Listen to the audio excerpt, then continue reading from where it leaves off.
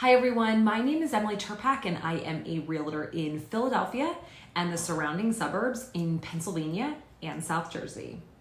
In this video, I'm going to talk through all of my painting tips. Now, I'm no expert, but after painting every square inch of my house, I'm talking baseboards, wainscoting, doors, ceilings, walls, I've done it all.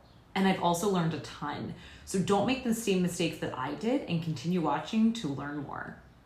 Okay, tip number one, when you paint, you're going to want to lay a drop cloth on the ground to absorb any paint that falls off your brush or your roller as to not stain your floor. Except that I found that a drop cloth is only ideal for painting a room that's carpeted.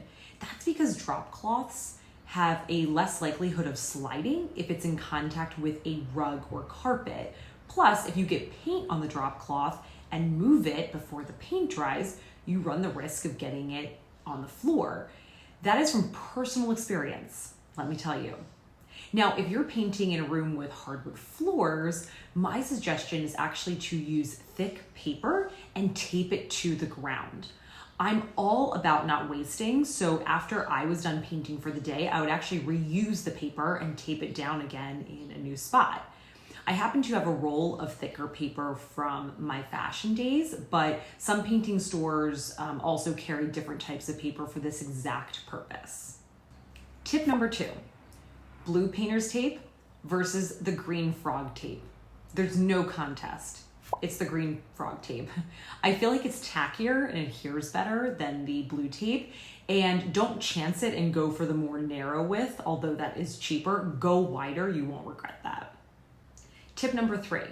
Now, unless you're doing a pop wall where the color will be just in one area, I would actually test the color on every wall in your room.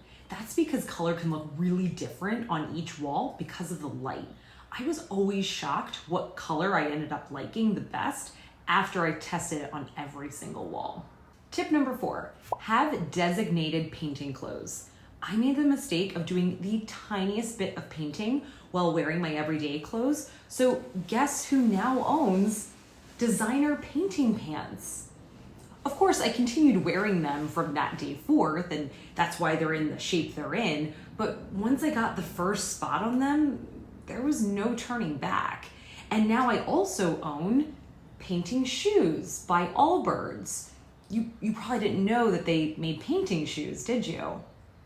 They don't, but I wore them the same day that I got paint on my everyday pants, so here we are. And finally, tip number five, don't paint at night.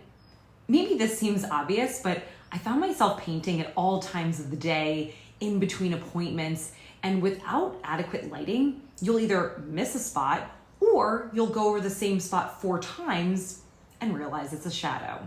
Thanks for watching. Be sure to tap that like button and click here to subscribe. And for more videos, click here and here.